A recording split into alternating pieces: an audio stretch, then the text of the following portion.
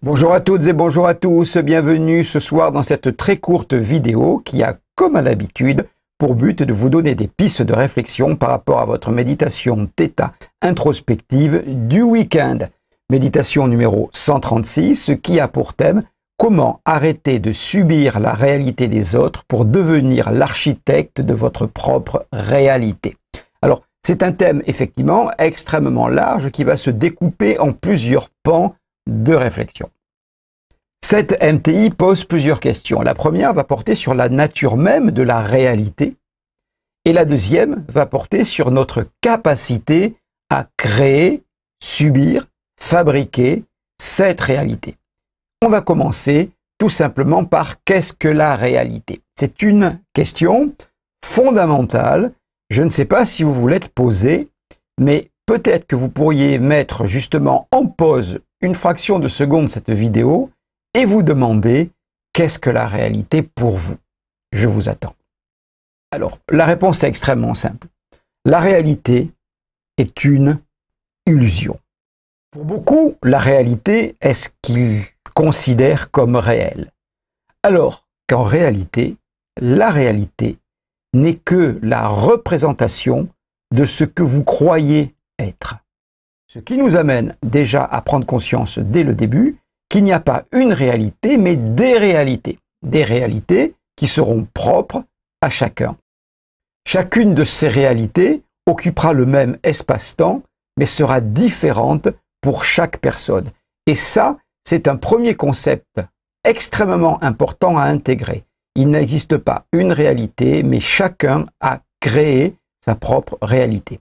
Ces réalités ne sont que des représentations de ce que l'on croit être. Je le dis à nouveau parce que c'est un concept absolument primordial à tous les niveaux en mentalisme originel. Du coup, ça nous amène à deux constatations.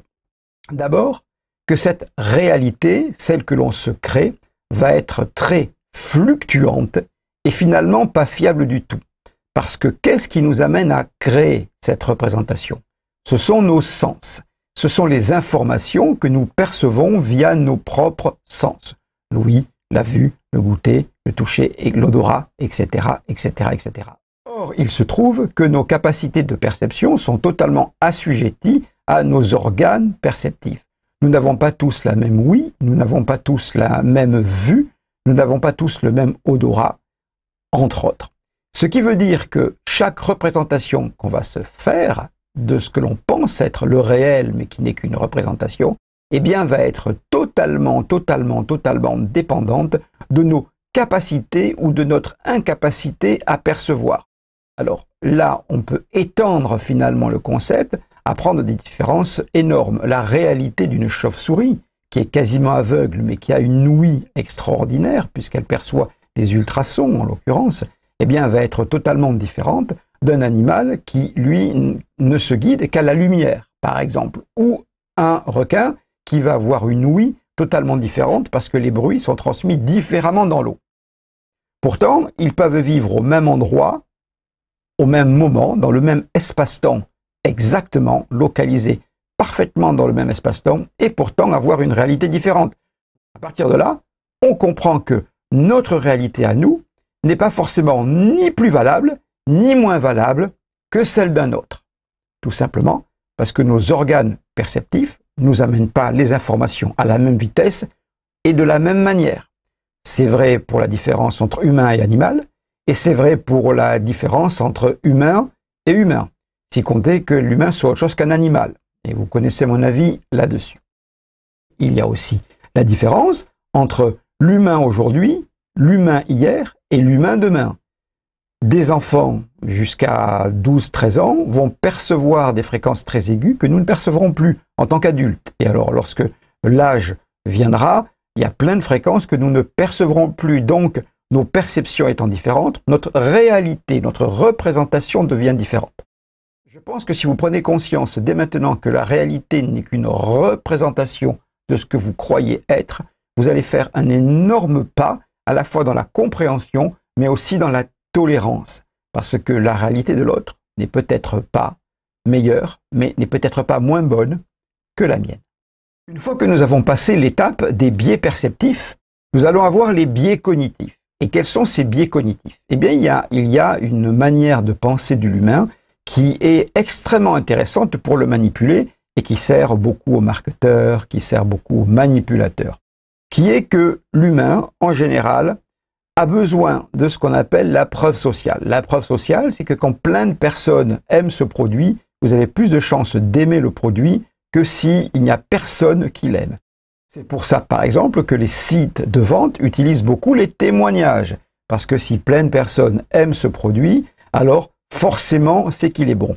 Et pourquoi ce biais est important? Ce biais a pour source le fait que l'humain vit dans l'insécurité. L'humain vit en général dans la peur et la plupart des gens non conscients, je dirais, j'aime pas le terme non éveillé, mais non conscients, eh bien, ont tendance à ne pas aimer prendre de décisions pour la simple et bonne raison qu'ils ne veulent pas assumer le fait qu'ils sont peut-être en tort.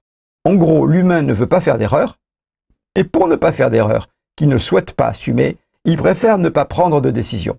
C'est pour ça que beaucoup de témoignages dits des preuves sociales vont permettre à un indécis de se décider et simultanément de se faire manipuler. Et c'est en ça déjà que quelqu'un peut vous imposer sa réalité. Ce n'est pas parce que dans sa réalité ce produit ou cette personne lui convient que dans votre réalité ça vous conviendra ou que vous l'aimerez.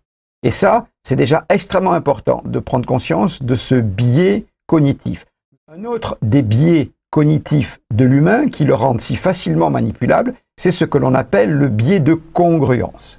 Un humain a besoin d'être en accord avec lui-même. On dira cohérent, on dira congruent. Quand notre esprit pense quelque chose et que l'on fait autre chose, eh bien, on n'est pas bien et notre corps le manifeste. Par exemple, dans le cas d'un mensonge. Mais lorsque ce désaccord, il est interne, on croit quelque chose et on fait autre chose, ou on a deux croyances finalement qui se télescopent, l'humain se sent très mal. Et pour résoudre ce malaise, il va devoir favoriser une croyance sur une autre. On appelle ça le biais de congruence. Et en quoi cela a un rapport avec notre création de réalité? Le rapport est d'autant plus important que parce que l'humain a besoin d'être cohérent avec lui-même, finalement, il va favoriser un type de perception et défavoriser un autre type de perception. En quelque sorte, il va favoriser les perceptions qui vont dans le sens de ce qu'il croit profondément, de ses croyances, de ses valeurs, qu'elles soient conscientes ou inconscientes, et il va inhiber les perceptions qui s'opposent à ses croyances. Ce troisième biais perceptif peut se résumer par une phrase extrêmement simple. Beaucoup de gens pensent ne croire que ce qu'ils voient, alors qu'en réalité, ils ne voient que ce qu'ils croient. Ça, c'est une réalité que vous allez pouvoir tester et sur laquelle je vous demande aussi de réfléchir. Pour l'instant, nous avons exploré des paramètres extra simples puisqu'il s'agit simplement de paramètres 3D, cognitifs et perceptifs. Mais viennent se rajouter d'autres paramètres extrêmement importants, dont la création de plusieurs égrégores. L'égrégore, c'est quoi? L'égrégore, c'est finalement le produit des intentions et des croyances d'un groupe. Et vous allez me dire en quoi cela influe sur la réalité. Lorsqu'un groupe croit dur comme fer quelque chose, ils vont tous mettre en œuvre consciemment et inconsciemment toutes leurs ressources pour que leurs croyances s'avèrent vraies. En quelque sorte, le groupe, par son égrégore, l'espèce, comme je vous ai dit, de produit des intentions et des croyances, pas la somme, mais bien le produit, va tordre, on pourrait dire infléchir ce qui est et la perception qu'ils ont de ce qui est, de manière à aller dans leur sens. C'est pour ça qu'il est si important de créer des égrégores qui vont dans le sens de ce que vous désirez et non pas dans le sens de ce que vous craignez. À partir de là, vous verrez que dans la vie, les personnes se regroupent et créent des égrégores qui finalement sculptent, bâtissent des réalités différentes. Et l'exemple que l'on a eu pendant les 2 ans passés est assez parlant. Il y a tout un ensemble de gens qui ont créé un égrégore de peur, de tension, de catastrophisme. Et tous ces gens qui ont vécu dans la terreur du Covid, dans le catastrophisme, dans la soumission, se sont créés des réalités dans lesquelles leurs pires craintes, effectivement, se passaient. Leurs proches mouraient, ils étaient virés de leur boulot, ils n'avaient que des ennuis.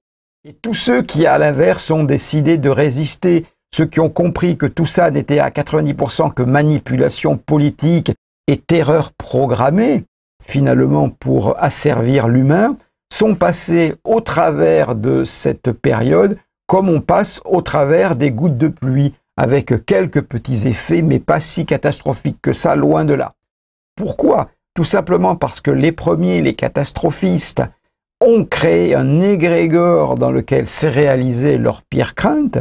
Et ceux qui ont créé un égrégore avec beaucoup plus de maîtrise, de sagesse, de discernement, de non-peur, finalement, sont passés au travers des gouttes de la manière la plus prévisible possible. Parce que, effectivement, à partir du moment où vous vous immergez dans un égrégore négatif et catastrophiste, il ne vous arrivera que du négatif et des catastrophes.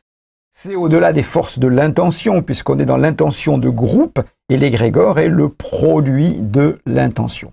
Pour rester bref et résumé, par rapport à votre réalité, qui n'est que la représentation de ce que vous croyez être, vous devez faire attention aux biais perceptifs et aux biais cognitifs.